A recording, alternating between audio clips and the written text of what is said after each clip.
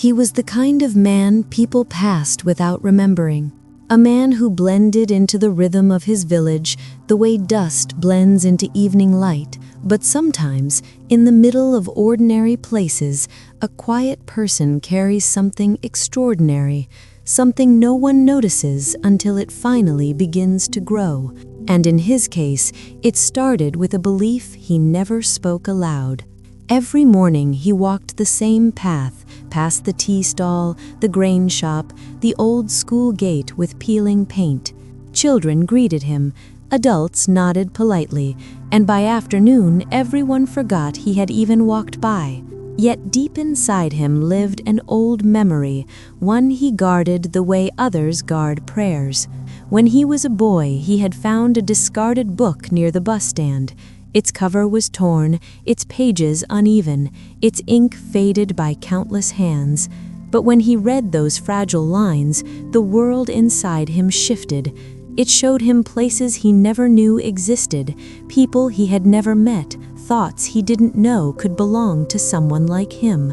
That single book had been a doorway, and the doorway had never fully closed. Years passed, and the village remained the same. Life there demanded more effort than dreams. Men worked until their joints stiffened. Women buried their exhaustion behind silence. Children grew used to doing nothing after school, except sitting on steps or chasing shadows. He watched all of them with the patience of someone who understood too much. He saw how people lost pieces of themselves without realizing it. He saw how little was offered to help them find those pieces again. And the thought kept returning to him, the thought that stories could soften burdens, even if only a little. So he began collecting whatever he could: old textbooks left behind by students who had moved away, newspapers rescued from the trash, novels missing their covers, pages that others believed had no use left in them. He repaired each one slowly with tape, thread, and steady hands. He stacked them in a modest corner of his home, careful not to let anyone see how much space they had begun to occupy inside him. At night, when the rest of the village slept, he arranged them like someone arranging seeds before the coming season. He never announced his intention. He never mentioned it during tea stall conversations. Dreams, he believed, were safer when they stayed quiet. One afternoon, he walked toward an abandoned shed near the old banyan tree. Its roof sagged, its walls scattered dust with every breeze. But he swept the floor, patched stripped areas with tin sheets, and cleaned the cobwebs as if preparing a sacred place. He did this over days, then weeks, moving slowly, letting the shed remember what it felt like to be useful. When everything was ready, he carried his first stack of books across the road and placed them on a wooden shelf he had carved from leftover planks. As he set them down, the air inside the shed felt different, like the beginning of something that had been waiting patiently for its turn. For a while, no one entered. People walked past without curiosity, assuming it was simply another one of his silent projects. Children peeked through the doorway but remained cautious, unsure whether they were allowed to step inside. He did not call to them. He did not try to encourage them.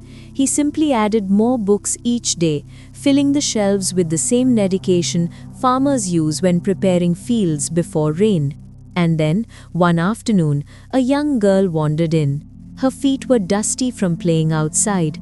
She ran her small fingers along the rows of books as though touching something she had always sensed but never seen. She picked one, sat on the floor, and read beneath a beam of sunlight slipping through the gaps of the repaired roof. He watched from the entrance, careful not to disturb the quiet unfolding in front of him.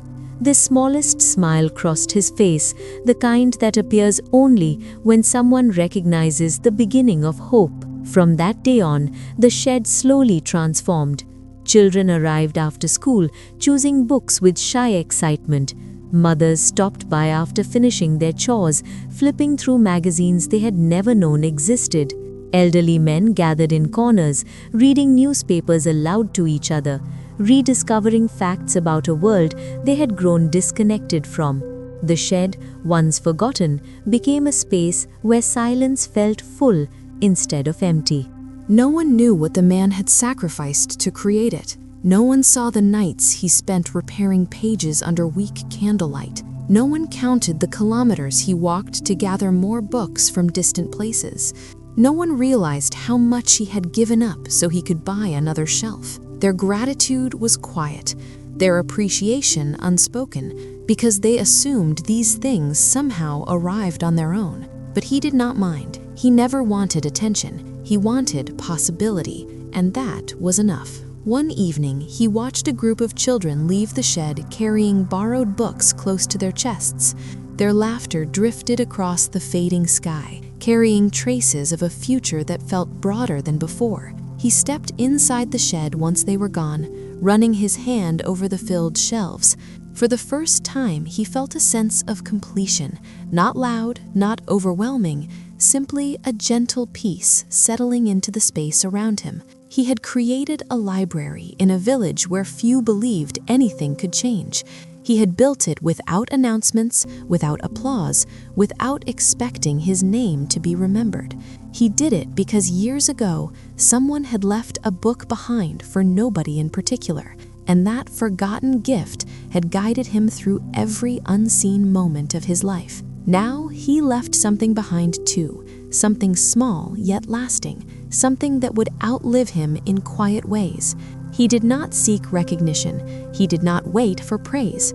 All he wanted was for at least one child to open a book and discover a doorway the way he once did. Because sometimes the softest actions reshape places more deeply than loud achievements ever could. And maybe, somewhere in that village, someone would one day understand that the greatest contributions often belong to the people who never ask to be seen.